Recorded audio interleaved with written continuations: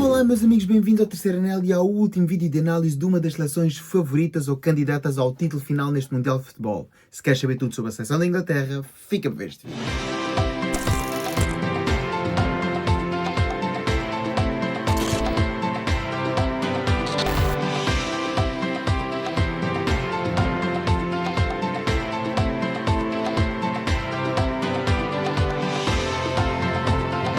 Meus amigos, aqui estamos nós para analisar a última equipa do G8 e repito, o G8 é então Portugal e as 7 candidatas à vitória final, ou pelo menos as seleções que eu considero terem mais possibilidades de chegarem à grande final do dia 19 de julho para tentar levantar aquela taça que está ali. Bom, não é exatamente aquela, mas vocês entendem perfeitamente aquilo que eu estou a dizer. Ora, e quem é que temos aqui? Temos então a Inglaterra, toda a poderosa Inglaterra, uma das seleções mais conhecidas do futebol mundial, o país que diz ter inventado o futebol, mas que realmente ganhou uma vez o Mundial e depois todos os anos it's coming home e nunca mais veio para casa, nem europeus, nem mundiais, nem porra nenhuma, e tiveram períodos de sucesso bastante importantes na Europa em termos de clubes, mas como seleção produziram dos melhores jogadores que nós vimos nas últimas 2-3 décadas, mas infelizmente não conseguiram ganhar nenhum troféu com a sua denominada geração de ouro, com jogadores absolutamente fantásticos. Estamos a falar de Steven Gerrard, Michael Lampard, David Beckham, Wayne Rooney, Paul Scholes, Rio Ferdinand. Há jogadores para dar e vender nesta Inglaterra, Michael Owen, Robbie Fowler, Alan Shearer, ou seja, jogadores impressionantes sinceramente, e o próprio Harry Kane já está quase a chegar à fase final da sua carreira e também não conseguiu levantar nenhum troféu com a sua seleção.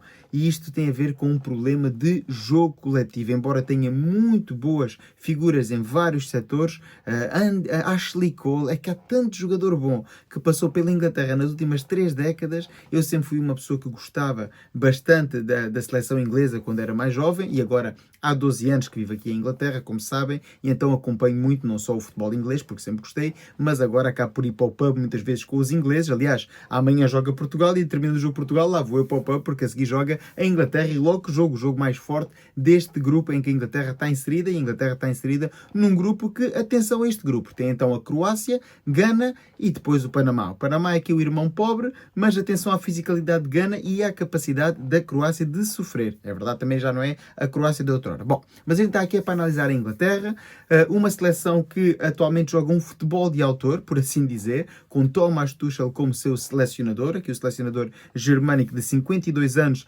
pegou então nesta seleção e mudou a cara completamente. Esta equipa joga bom futebol, na fase de qualificação fez uma qualificação perfeita, 8 vitórias, 28 gols a favor e 0 gols contra, apesar de algumas escolhas menos populares de Thomas Tuchel. Aliás, quando ele lançou a lista, que já vamos falar da lista, foi crucificado em praça pública aqui em Inglaterra pela ausência de alguns jogadores que tenham sido constantes nesta equipa da Inglaterra nos últimos anos e que realmente são jogadores muito bons, especialmente 2 nomes que ficaram de fora desta lista e causaram sim bastante burburinho aqui em Inglaterra.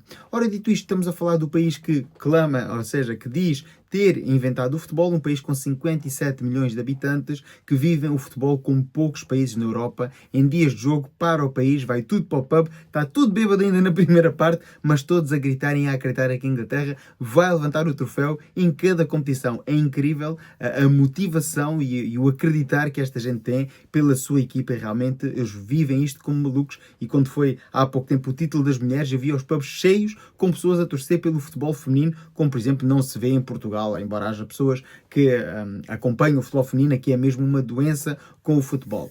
Ora, dito isto, antes ainda de irmos ver o 11, vamos ver a lista de convocados de Thomas Tuchel, que criou bastante burburinho, e temos então 3 guarda-redes, Dean Anderson, Jordan Pickford e James Trafford. Depois, em termos de defesas, levou Dan Burn, Guehi, Reece James, Konza, Tino Livramento, Nico O'Reilly, Gerald Quansah, Dred Spence e John Stones. Já em termos de médios, levou Elliot Anderson, Jude Bellingham, Eze, Anderson, Mainu, Declan Rice e Morgan Rogers. No que toca à frente de ataque, os dois nomes sonantes faltam aqui, mas os que foram convocados foi Anthony Gordon, Harry Kane, Madueke, Rashford, Bukayo Saka, Ivan Toney e Ollie Watkins. E os nomes que eu estou a falar, evidentemente, vai para um dos subcapitães, o defesa central Maguire, do Manchester United, mas esse até consigo entender, assim como Luke Shaw, do Manchester United. Não fizeram grandes temporadas, se calhar está na altura de mudar aqui o chip, mas a ausência de Cole Palmer e também do mais que aclamado Phil Foden, dois dos melhores jogadores que a Inglaterra produziu nos últimos anos, é o facto que não tiveram boas temporadas, mas não deixam de ser jogadores com muita qualidade. Mas os resultados estão à vista, meus amigos. A trajetória de Thomas Tuchel nesta qualificação para o Mundial é imbatível e, assim sendo, ele tem toda a autoridade, na minha opinião, de convocar aqueles que ele considera serem os jogadores mais fortes para tentar levantar realmente aqui uma taça do mundo.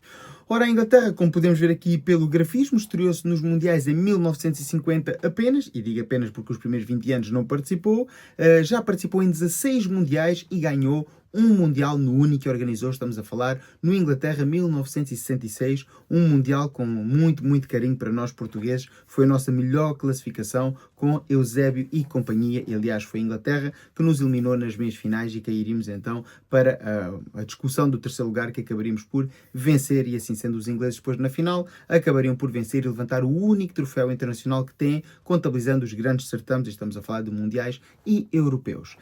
Ora, esta seleção inglesa tem como três grandes estrelas Harry Kane, avançado de 32 anos do Bayern de Munique, tem ainda Jude Bellingham, médio centro de 22 anos do Real Madrid, e Declan Rice, médio centro de 27 anos do Arsenal.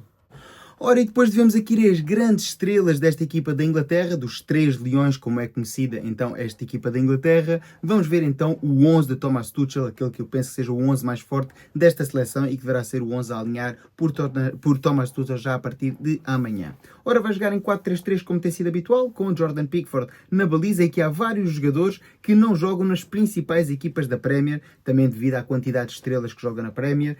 A maior parte deste 11 realmente joga pois fora do chamado Big Five ou Big Six da Premier League. Depois temos Reece James, aqui o lateral do Chelsea, que fez uma boa temporada, mas melhor ainda fez O'Reilly no Manchester City, ele que é um médio reconvertido a lateral, e que temporadão fez então O'Reilly, que vai ser de certeza absoluta titular nesta Inglaterra de Thomas Tuchel. Depois a muralha defensiva, estes dois centrais, Konsa e Guiwi, aqui uma vez mais um bom exemplo, dois centrais titulares na seleção do seu país, mas não jogam no top 5 ou no top 6 de clubes, pois jogam um no Aston Villa e o outro no Crystal Palace, embora muito provavelmente isso vai já mudar no final desta temporada.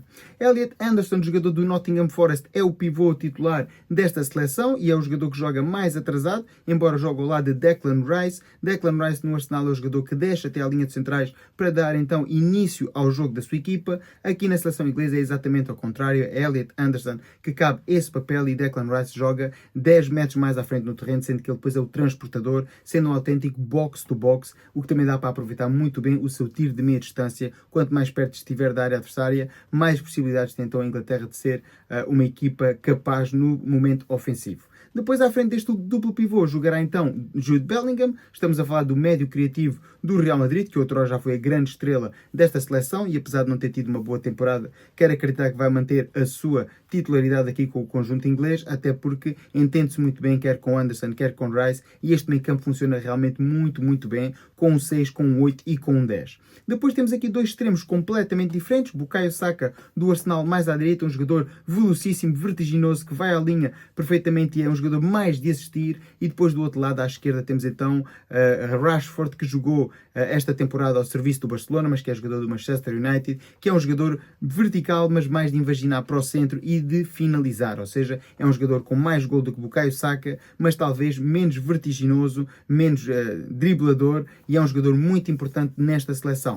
Depois, na frente de ataque, Harry Kane, que dispensa apresentações, o capitão da equipa inglesa, é o máximo goleador histórico da Inglaterra, é uma autêntica máquina de fazer golos, joga ao serviço do Bayern de Munique e foi responsável, uma vez mais, por levantar um título na capital da Baviera, e este jogador só lhe falta mesmo um grande título internacional, porque realmente, aliás, em termos de carreira, faltam muitos títulos, que ele não tem quase títulos, apesar de ter sido um jogador brilhante, mas em termos individuais, é um jogador que tem encantado por onde quer que tenha passado em termos de clubes, mas realmente na seleção não tem conseguido materializar em títulos todo o seu fulgor ofensivo. Dito isto, já falei aqui um pouco da mecânica de jogo. Temos dois laterais com bastante propensão ofensiva. Aliás, inclusivamente aqui na ala direita com Reece James e Bukayo Saka vão acabar por ocupar a mesma zona do terreno muitas vezes, mas um acaba sempre por sair por fora, enquanto o outro faz um pouco mais de jogo interior. Mas aí também depois tem Jude Bellingham e Declan Rice, porque esta equipa, quando ataca, tem um triângulo invertido, com Elliot Anderson mais recuado e depois com Declan Rice e Jude Bellingham a fazer o jogo todo interior desta equipa. Eu sinceramente teria levado Cole Palmer e também Phil Foden, porque dão muito jogo interior a esta equipa da Inglaterra, e quando jogarem contra equipas do bloco baixo vai ser mais complicado jogar então no espaço. Para além disso, esta seleção ainda tem jogadores importantíssimos no banco, como é o caso de Mainu para o meio campo, ou Eze para a meia ofensiva, ainda Madueke e Gordon. Estamos a falar da transferência recorde desta temporada até o momento, Anthony Gordon do Newcastle, que para o ano vai jogar no Barcelona, que é também um extremo esquerdo muito, muito interessante, um bocadinho à imagem de Bukayo Saka, um jogador mais vertical, com bom drible, muito rápido e que pode ser aqui também uma arma muito importante a saltar do banco, ou até inclusivamente para poder alternar com Marcus Rashford na titularidade.